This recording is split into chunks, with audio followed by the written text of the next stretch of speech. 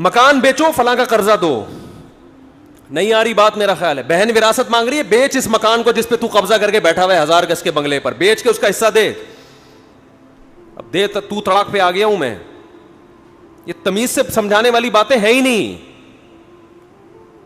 داڑھی اتنی لمبی رکھی ہوئی ہے, عمریں ہو رہے ہیں, تمہارا حج ہو رہا ہے, تو نے بہن کی وراثت کہہ رہے ہیں جب مکان بکے گا, مکان تو 25 سال کے بعد جا کے بکے گا. اس وقت تو بہن بڈھی ہو کے مر چکی ہوگی, اس کو کیا فائدہ ہوگا اس مکان سے. میرے پاس صبح شام کیس آتے ہیں, وہ 1 کروڑ کھا گیا, وہ اس کے 2 کروڑ کھا گیا. جو کھایا ہوتا ہے میں اس سے بولتا ہوں دو, اس کو کہہ رہے کہاں سے دوں, گھر بیچ کے دو. بھائی میں کیا روڈ پہ آ جاؤں؟ میں نے کہا جن کے پاس ذاتی گھر نہیں ہے کیا روڈ پہ سو رہے ہیں وہ سارے؟ بولو نا کیا ہو گیا بھائی, کرائے پہ رہو نا.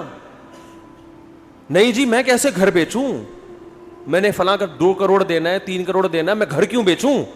پورے حرام خوری کے مزے اڑائے گا ہے بھائی. گھر بھی اپنا رہے, گاڑی بھی نہ بکے, سب کچھ ہو, اور پھر اضافی کوئی تکا لگ گیا تو فلاں کا قرضہ ادا کر دوں گا میں کیونکہ میرے بزنس میں لاس ہوا ہے. سمجھتے نہیں ہو میرا خیال ہے, یہ ہو رہا ہے مارکیٹ میں, بزنس میں لاس ہوا, میں کہاں سے تو دے گا. آج کل میرے زبان پہ باپ کا لفظ چڑھا دیا بندے نے, تیرا باپ بھی دے گا ٹھیک ہے نا. مکان بیچ دے قرضہ فلاں کا. میرے چھوٹے چھوٹے بچے ہیں, میرے تو بھائی چھوٹے چھوٹے بچے بھی ہوتے ہیں, بڑے بڑے بچے بھی ہوتے ہیں. یہ تو ہمیشہ سے ہو رہے, بچے کبھی چھوٹے ہوں گے, کبھی بڑے ہوں گے, کبھی منجلے ہوں گے, کبھی نہیں بھی ہوں گے, کبھی ہوں گے. یہ تو دنیا کا حصہ ہے. تو کیا آسمان سے نیا نازل ہوا ہے کیا تیرے چھوٹے چھوٹے بچے ہیں؟ بچے تو پہلے چھوٹے چھوٹے ہی ہوتے ہیں, بڑے بڑے تو اچانک پیدا نہیں ہو جاتے. فضول قسم کی باتیں. مکان بیچو فلاں کا قرضہ دو.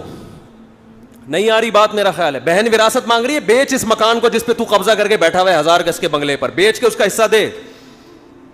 اب دے تو تڑاک پہ آ گیا ہوں میں. یہ تمیز سے سمجھانے والی باتیں ہیں ہی نہیں. داڑھی اتنی لمبی رکھی ہوئی ہے, عمریں ہو رہے ہیں, تمہارا حج ہو رہا ہے, تو نے بہن کی وراثت کہہ رہے ہیں جب مکان بکے گا, مکان تو 25 سال کے بعد جا کے بکے گا. اس وقت تو بہن بڈھی ہو کے مر چکی ہوگی, اس کو کیا فائدہ ہوگا اس مکان سے. نہیں جی ابا کا مکان ہے, بیچ دیا تو ہم کہاں جائیں گے. کیا جن لوگوں نے کیا کرائے پہ, میں ابھی تک اللہ کا شکر ہے کرائے پہ رہتا ہوں, ابھی تک میرا ذاتی گھر. ہم جب 14 بچوں کے ساتھ کرائے پہ رہ سکتے ہیں تو 2 بچوں کے ساتھ وہ بھی اتنے سے, اس میں تو دراز میں آ جائیں گے. اس کے لیے تو گھر کی بھی ضرورت نہیں ہے. ایک الماری خریدو, اس میں رکھو اس کو. گھر تو ہے ہی نہیں آج کل. گھر تو وہ ہوتا ہے جس میں افراد ہوں. نہیں آ رہی میرا خیال ہے بات, ایسے ہی ٹھیک ہے جیسے چل رہے ہیں بھائی.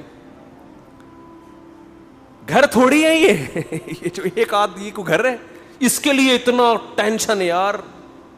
2 بچوں کے لیے کیا ٹینشن ہے, 2 بچوں کے لیے کیا ٹینشن. ایک بیوی ہے, 2 بچے ہیں, اس کے لیے تو اب کرائے کی بھی ضرورت نہیں ہے بھائی. تو پیسہ دو, کیا کرو.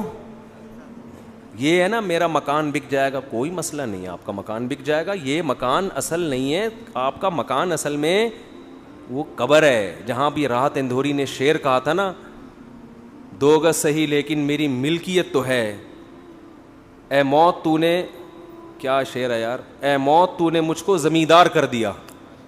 2 گز صحیح لیکن میری ملکیت تو ہے. اے موت تو نے مجھ کو زمیندار. زمیندار جب بنتا ہے جب قبر میں جاتا ہے, یہاں سے کوئی نہیں نکالے گا. لیکن کراچی کے قبرستانوں میں وہ بھی نہیں ملتی, آپ وہاں سے نکالتے ہیں 1 سال کے بعد.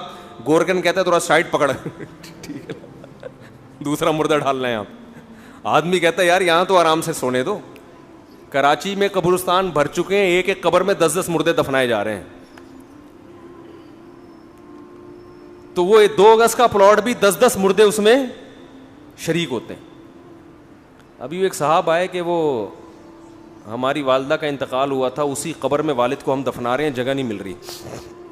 میں نے کہا اپنی ذمہ داری پہ دفناؤ بھائی. اب مجھے نہیں پتا آپ کے ابا اماں کے تعلقات کیسے تھے.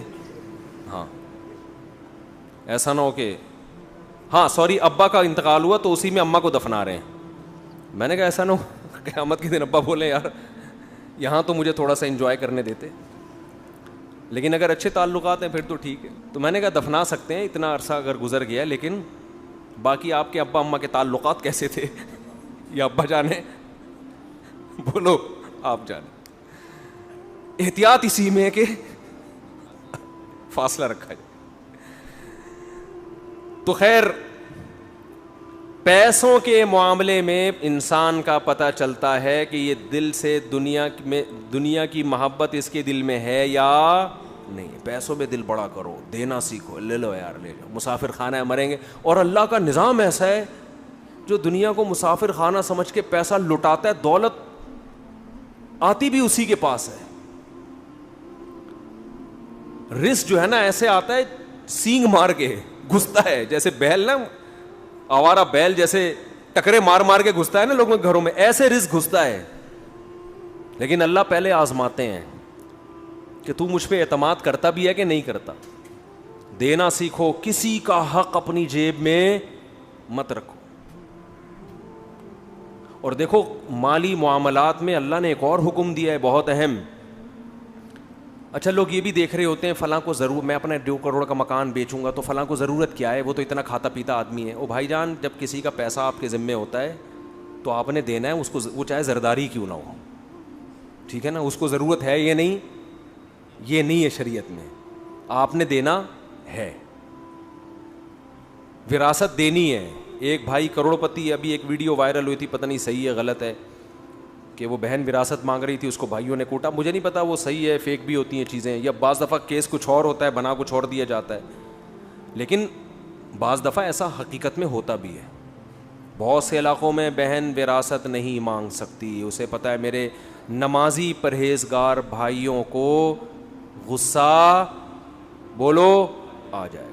دل بڑا رکھو, دو بغیر مانگے دو. یار روڈ پہ آ جاؤ, خدا کی قسم کسی کو حق دے کے انسان غریب ہو جائے, اس میں سکون زیادہ ہے. آدمی کا یار ایک پیسہ کسی کا میرے ذمے نہیں ہے, اللہ کھلائے گا, اس کا اپنا مزہ ہے. اور پھر اللہ ایسا کھلاتا ہے چھپڑ پھاڑ کے.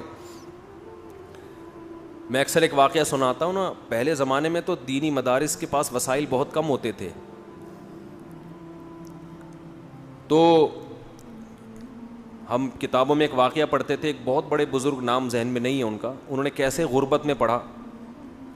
طالب علم تھے, پڑھتے تھے, تو گھر میں جب کھانے کے لیے آتے تو ماں کہتی آج ہم اللہ کے مہمان ہیں, کھانا نہیں ہے. مطلب یہ اشارہ تھا کہ آج نہیں ہے. اللہ کے مہمان کا مطلب کچھ بھی نہیں ملے گا آج, اللہ ہی کھلائے گا, روحانی طور پر کھلائے. بچے بھی بڑے نیک ہوتے تھے, چلے آتے. ایک دن اسی طرح گئے ہیں, اماں کچھ کھانے کو ہے, انہوں نے کہا ہاں ہے, رونے لگے. اس نے کہا اماں جب تو یہ کہتی تھی نا آج ہم اللہ کے مہمان ہیں, اس میں زیادہ مزہ تھا. اس بھوک کو کس کے لیے برداشت کیا جا رہا ہے, اللہ کے لیے, اس کا اپنا مزہ ہے. امام احمد ابن حنبل رحمہ اللہ تعالی, جو امام بخاری کے استاذ ہیں,